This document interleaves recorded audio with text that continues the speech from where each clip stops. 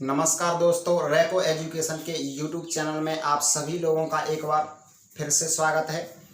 और ये हमारी जो शॉर्ट्स एंड इंडेक्सेस का हमारा चैप्टर चल रहा है, उसकी क्लास नंबर 5 है।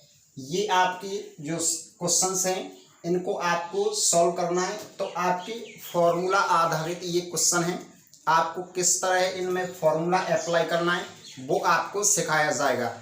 अब जो आगे की हमारी जो लास्ट क्लास थी, मैंने उसमें आपको एक कंसेप्ट सिखाया था। उस कंसेप्ट के आधार पर मैंने आप उस कंसेप्ट से संबंधित आपके 4 से 5 क्वेश्चंस आपको करवाए थे।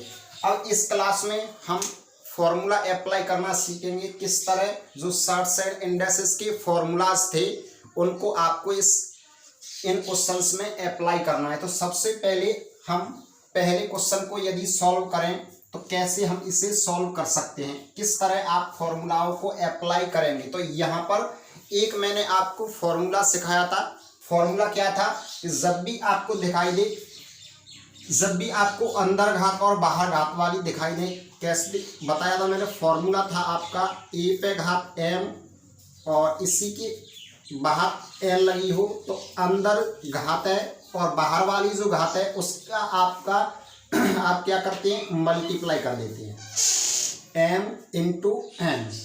ये वाला फॉर्मूला जो पहले हमारे सवाल में लगने वाला है। जब इस फॉर्मूला का लगाओगे तो हम किस तरह इसे सॉल्व करेंगे वो आपको देखना है। इस सवाल को कैसे सॉल्व करना है, तो सबसे पहले मैं इस घात को मैं बाद में लगाऊंगा। जो हम बाद में सॉल्व करने के बाद पहले मैं इस कोष्टक के अंदर वाली जो हमारी संख्याएं मैं उनको सॉल्व कर लेता हूं, जो पावर्स दी हुई हैं। अब आप यहाँ पर देखोगे, ये अंदर वाली घात है, ये बाहर वाली घात है। तो यहाँ पर आप देखो 3 की पावर कितनी है, 7। और यहाँ पर है अंदर वाली घात का क्या करते हैं आप, बाहर वाली घात से मल्टीप्लाई कर देते हैं। तो यहाँ पर थी आपकी कितना है, आपका जो अंदर वाली घात है आपकी 7 है और बाहर वाली घात कितनी है, 3/7। ऐसे ही आपको जब आप ऐसा करोगे तो इससे ये घात कट जाएगी, तो क्या बचेगा आपका, 3 की पावर आएगी 3। ऐसे ही आपको इससे इसका मल्टीप्लाई करोगे तो 5 से आपका 5 क्या हो जाएगा, कट जाएगा। 5 से 5 कटेगा तो यहाँ पर मल्टीप्लाई आएगा, 5 की पावर कितनी बचेगी, 1। यहाँ पर देखोगे इसका इससे मल्टीप्लाई करेंगे तो 2 से आपका 2 कट जाएगा। तो 3 पर यहाँ कितनी पावर बचेगी, यहाँ पर माफ करना, यहाँ 3 था, यहाँ पर 5 से 5 कटा, कितने आया, यहाँ पर 3 की पावर 1 आई। यहाँ पर आपने क्या देखा, यहाँ पर 2 से 2 कटा तो यहाँ पर 3 की पावर कितनी आ रही है, 1। अब मैंने बताया था आपको, जब भी आप मल्टीप्लाई कर रहे हो, किसी भी संख्या का यदि मल्टीप्लाई कर रहे हैं तो आप मल्टीप्लाई कर रहे हैं, तो यदि आपका आधार समान है तो जो घातें आपकी लगी हुई हैं, जितनी भी आपकी घातें हैं, तो वो सब क्या होंगी, आपकी ऐड हो जाएंगी। तो यहाँ पर आप ऐड करोगे तो यहाँ 3 है, यहाँ 1 है, यहाँ पर भी क्या है, 1। तो सबको आप ऐड करोगे तो 3 की पावर कितनी हो जाएगी, 5। यहाँ तक हमने सॉल्व कर लिया है। अब आप बाहर देखोगे तो जो बड़े वाले कोष्टक के जो बाहर घात लगी हुई थी, वो घात कितनी थी आपकी, वो थी आपकी पावर थी वो 2/5। अब आप इस कोष्टक को हटाओगे तो वही वाला फॉर्मूला फिर से लगाना है कि अंदर घात और बाहर घात क्या हो जाएगा आपका, मल्टीप्लाई। इनसे आप मल्टीप्लाई करोगे तो यहाँ आएगा 5 का मल्टीप्लाई 2/5 से करोगे तो इससे ये कट जाएगा। तो 3 पर कितना बचा होगा, 3 पर पावर बची होगी 2। अब 3 पर पावर कितनी है, 2 है, तो इसका आंसर कितना आने वाला है, 9।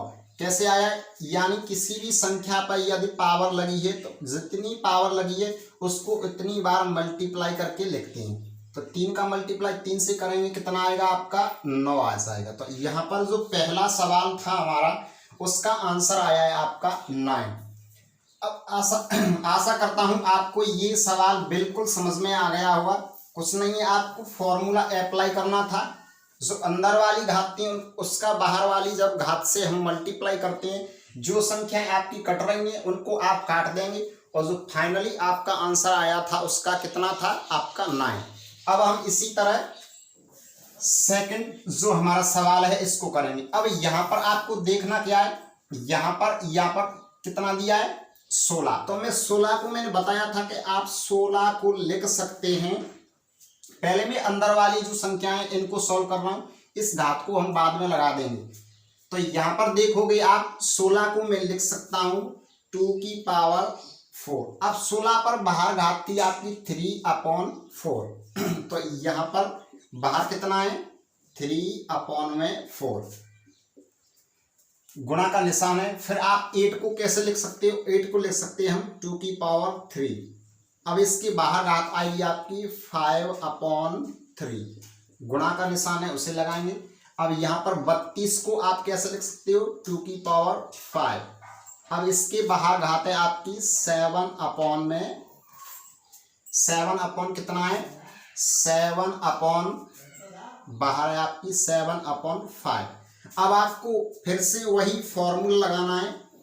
कौन सा फॉर्मूला, अंदर वाली घात और बाहर वाली घात का क्या करते हैं मल्टीप्लाई कर देते हैं। क्या करते हैं मल्टीप्लाई। जब आप मल्टीप्लाई करोगे तो जो अंदर वाली घात का बाहर वाली घात से मल्टीप्लाई करेंगे कितना आएगा, यहाँ पर है आपकी 4, इससे मल्टीप्लाई करेंगे 3/4 और यहाँ पर गुणा है आपका, गुणा का निशान लगाएंगे। यहाँ पर है आपका 2 पे कितना 3 5/3 और यहाँ पर फिर से आप गुणा लगाओगे तो यहाँ है 2 और 5 बाहर घात है आपकी 7/5। अब यहाँ पर आप देखोगे 4 से 4 कट रहा है तो यहाँ पर कितना बचा होगा 2 की पावर 3। यहाँ पर 3 से 3 कट रहा है तो यहाँ बचा होगा आपका 2 की पावर 5। यहाँ पर आपका 5 से 5 कट रहा है तो यहाँ बचा होगा आपकी 2 की पावर 7। अब मैंने बताया था यदि आपका बेस समान है, बेस समान होने पर क्या करते हैं हम, आप इन घातों को जितनी भी घात लगी हुई हैं उनको आप ऐड करके लिख देंगे। क्या करेंगे ऐड। तो जो भी आपका बेस है, अब इस पे कितनी घात लगी है 3 लगी है, 5 है और यहाँ पर है आपकी 7। जब आप इनको जोड़ोगे तो कितना होगा 8 और ये आ जाएगा आपका 8 और 7 कितना होता है 15। तो 2 पे घात आएगा आपका 15। कितना आ रहा है भैया, यहाँ पर आ रहा है 2 की पावर 15। अब 2 की पावर जो 15 आया है, अब यहाँ पर आपकी जो घातें थी यहाँ पर क्या थी, यहाँ पर थी आपकी 2 की पावर कितनी, यहाँ पर जो बाहर वाली घात थी आपकी, बाहर घात आपकी कितनी लगी थी, यहाँ पर लगी थी बाहर घात थी आपकी 43, 3 में कितना था 42। जब आप इनका मल्टीप्लाई करोगे, यहाँ पर मल्टीप्लाई करेंगे तो यहाँ पर कितना आएगा 15 का मल्टीप्लाई अंदर वाली घात का बाहर वाली घात से जब आप मल्टीप्लाई करोगे कितना आएगा 42। अब यहाँ पर कुछ कट नहीं रहा है, 15 इससे 42 कट नहीं रहा है, तो आप ऊपर की जो संख्या ऊपर वाली का ऊपर से मल्टीप्लाई करेंगे कितना आ जाएगा आपका 15 × 45 बटे 42। 2 की पावर 45 बटे में 42 जो हमारा सेकंड क्वेश्चन है, इसका आंसर कितना आया है भैया, इसका आंसर आया है 45/42। अब आप इसी तरह से आप क्या करोगे, इसी तरह से हमें सॉल्व करना है आपका थर्ड क्वेश्चन। इसी पर आधारित है लेकिन थोड़ा सा एक बड़ा क्वेश्चन है, इसको हम आराम से करेंगे। बिल्कुल मैं आपको धीरे धीरे समझाऊंगा किस तरह आपको ये सवाल सॉल्व करना है। अब हम चलते हैं क्वेश्चन नंबर 3 की ओर। जब हम क्वेश्चन नंबर 3 को देखेंगे तो आपको दिया क्या है, पहले सबसे पहले हमें क्वेश्चन को पढ़ना है। तो हमें क्या करना है, यदि इफ मान मतलब होता है यदि 3 की पावर x बराबर है 9 की पावर x by/2 और बराबर है 27 की पावर z। ये क्या है आपका, ये z है, z/3 और एंड मतलब और क्या दिया है आपको 1/2x + 1/3y plus 1/6z equal है आपका 1/5 के। तब देन माने तब find the value of X Y Z, तब आपको ये एक्स वाई जेड के क्या निकालने हैं, आपको मान ज्ञात करने हैं। तो सबसे पहले आपने क्वेश्चन को समझा, तो यहाँ से हम शुरुआत करेंगे। क्या दिया है आपको, 3 की पावर दी है x और यहाँ पर 9 की पावर कितनी दी है, y/2। यहाँ पर दिया है 27 की पावर दी है आपकी z, क्या दिया है आपको, z/3। ये आपको दिया हुआ है। तो हम यहां से क्या कर सकते हैं, यहां से हम 3 को तो 3 रहेंगे, 3 की पावर x, और यहां पर मैं 9 को कैसे लिख सकता हूं, मैं 9 को 3 की पावर 2 लिख सकता हूं या नहीं, बिल्कुल लिख सकता हूं। तो 3 की पावर 2 लिखेंगे और यहाँ पर इक्वल साइन है, 27 को हम लिख सकते हैं 3 की पावर 3, बाहर घात है आपकी z/3। अब वही फॉर्मूला लगाना है आपको इन दोनों टर्म्स में से, यहाँ पर इन दोनों पदों में जब हम लगाएंगे 3 की पावर x है, जब आप लगाओगे अंदर घात और बाहर घात का मल्टीप्लाई करेंगे तो 2 से आपका 2 कटेगा और यहाँ पर 3 से 3 कट जाएगा। तो आपको क्या करना है, आप जब फॉर्मूला लगाएंगे तो सब आपको थोड़ा सा कंसेप्चुअली देखना है कि आप जो इसको लिखने की जरूरत नहीं है, आप मन से भी सोच सकते हैं कि मल्टीप्लाई करेंगे तो ये दोनों संख्या आपकी क्रॉस होने वाली है, तो यहाँ पर 3 से 3 कटने वाला है। तो यहाँ आएगा आपका 3 की पावर कितना आ जाएगा, यहाँ y बचा है और यहाँ बचा है आपका 3 की पावर z। अब मैंने एक और फॉर्मूला आपको बताया था कि जब भी आपका इक्वल का, अब इसका मतलब क्या है, इसका मतलब है यार ये इसके बराबर है और ये इसके बराबर है, ये तीनों टर्म्स आपस में बराबर है, इसका मतलब ये होता है कि ये सब आपस में बराबर है। अब मैंने एक आपको फॉर्मूला लिखाया था कि जब भी आपको दोनों तरफ घातें समान दिखाई दें तो आपको क्या करना, ये इसके बराबर होगा, यानी घात आपका आधार समान होने पर, क्या आधार समान होने पर आपकी जो घातें हैं वे इक्वल हो जाती हैं। तो यहाँ पर x y के इक्वल होगा और y किसके इक्वल होगा, z के। यहाँ पर भी आपका आधार समान है तो यहाँ पर आ गया आपका z। यहाँ तक हमने जो सॉल्व किया, आपने देखा कि x y और z तीनों के तीनों जो इक्वल हैं वो इक्वल हो चुके हैं। यहाँ से आपने इतना ज्ञात कर लिया है कि x y z के मान क्या आ गए हैं आपके इक्वल। अब हमको क्या दिया है, यहाँ से हमें दिया हुआ है, ये एक और दिया है 1/2x 1/3y 1/6z इक्वल है आपका 5 के। तो आप इसे लिखोगे, यहाँ पर कितना दिया है 1/2x plus 1/3y plus 1/6z किसके इक्वल है, ये 1/5 के।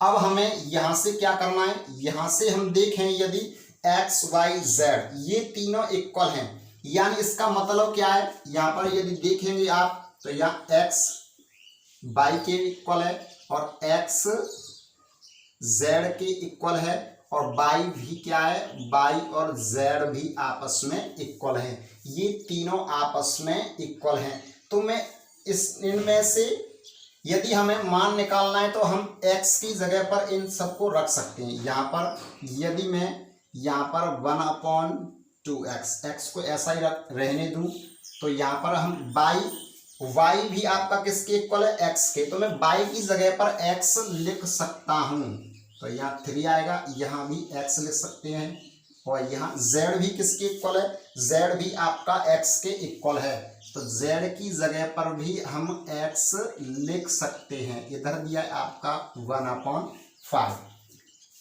जब हम इनका एलसीएम लेंगे तो कितना आएगा, यहाँ पर एलसीएम आएगा हमारा 6x। अब 6x एलसीएम आया है, जब हम इससे भाग देंगे तो कितना बचेगा, x से x कटेगा, 2 से 6 को काटेंगे कितना बचेगा 3। तो 3 का ऊपर मल्टीप्लाई करेंगे तो यहाँ 3 आएगा, ऐसे ही यहाँ करें तो यहाँ 2 आएगा, यहाँ पर आएगा 1। जब आप और इधर दिया है आपको 1/5। आशा करता हूँ यहाँ तक समझ में आया होगा। मैं इसे आपके लिए थोड़ा सी जगह लिखने के लिए साफ कर लेता हूं। तो यहाँ पर आप देखोगे तो आप जब ऊपर वाली जो संख्या है इनको ऐड करेंगे तो 3 और 2 कितना होता है 5 और 5 और 1 कितने हो जाएंगे 6। अब नीचे है आपका 6x इक्वल में 1/5। 6 से आप 6 काटोगे कितना बचेगा आपका 1/x, यहाँ बचा होगा 1/5। अब आप जब भी आपको जो फ्रैक्शन में दी हो संख्याएं या कुछ भी दी हो इक्वल के में, तो इनको सॉल्व करने के लिए हम क्या करते हैं क्रॉस मल्टीप्लाई करते हैं। इसका इधर इसका इधर, क्रॉस मतलब कैंची गुणन। अब इसका मैं इधर करूं 1 में यहाँ पर मल्टीप्लाई करूंगा कितना आएगा, x का 1 से करें तो x आएगा, 5 का 1 से करें कितना आएगा 5। तो x का जो मान है हमारा 5 आ चुका है। x का मान कितना आया है 5। और हमने थोड़ी देर पहले ही x y z x plus equal y और इक्वल है z, ये तीनों हम थोड़ी देर पहले ही आपके इक्वल कर चुके हैं। तो जब x का मान 5 है, x का मान 5 है तो y का मान भी कितना होगा, क्योंकि ये इक्वल है ये इसके इक्वल है, तो x का 5 है तो y का भी कितना होगा 5। यहाँ पर यदि z का देखा जाए तो z किसके इक्वल है, z y के इक्वल, तो इसका भी क्या होने वाला है 5। तो सबका आंसर आपका क्या आया है x y z इक्वल आए हैं, सभी इक्वल हैं, तो किसका इन सब का मान आया है अपना 5। तो आज की क्लास ये थोड़ा सा ये कंसेप्चुअली क्वेश्चन था। आशा करता हूं ये क्वेश्चन आपको समझ में आया होगा। आपको मैं रिपीट करवाऊं तो यहाँ से आपको क्या करना है, जब आप यहाँ से लिखोगे 9 को 3 की पावर 2 लिखेगे तो 2 कट जाएगा, यहाँ पर 2 कटेगा तो 3 की पावर y बची होगी, यहाँ 3 की पावर z। अब बेस समान होने यानी बेस आधार समान है तो आपकी घातें क्या हो जाएंगी बराबर हो जाएंगी। x y z यहाँ से मैंने बराबर किए थे, फिर मैंने x y z की वैल्यू यहाँ पर पुट कर दी है, यानी यहाँ पर मैंने जब x y z की वैल्यू यानी x y z आपके समान थे, जब भी आपकी सबकी समान है तो आपको यहाँ पर एक ही जो आपका या तो x में रखना है या फिर y में, तभी आप सॉल्व कर सकते हैं। तो यहाँ पर मैंने x रखा है सब जगह। जब आप इसका एलसीएम लेंगे कितना आएगा 6 आएगा। एलसीएम लेने के बाद आपने देखा हो तो ऊपर आपका 6 आया है सॉल्व होके 6, और नीचे पहले से ही 6x जो आपका एलसीएम था इक्वल में दिया था आपका 1/5। यहाँ से आप 6 से 6 काटेंगे बचा होगा आपका 1/x 1/5। ओके, अब यहाँ से आपको क्या करना है, जब आप ऐसी जो आपको कॉलम में फ्रैक्शंस दी होती हैं तो इनको यदि आप सॉल्व करेंगे, इनको यदि आप सॉल्व करेंगे तो क्रॉस मल्टीप्लाई कर देते। क्या कर देंगे क्रॉस मल्टीप्लाई। जब क्रॉस मल्टीप्लाई करेंगे हम तो यहाँ से x का मान कितना आ रहा है 5, और x y z ये तीनों आपस में क्या है, ये तीनों आपस में इक्वल है। तो यदि x का मान 5 आया है तो यहाँ से आपके सबके मान क्या आने वाला है, तीनों आपस में बराबर हैं तो सबका मान क्या आने वाला है 5। तो ये जो क्वेश्चन था थोड़ा सा कंसेप्चुअल क्वेश्चन था, इस पर हम आपको थोड़ा सा गौर करना है। वीडियो को पॉज करके आप दोबारा से भी देख सकते हैं। तो आज के लिए हम अपनी क्लास को यहीं पर रखते हैं, तब तक के लिए जय हिंद जय भारत।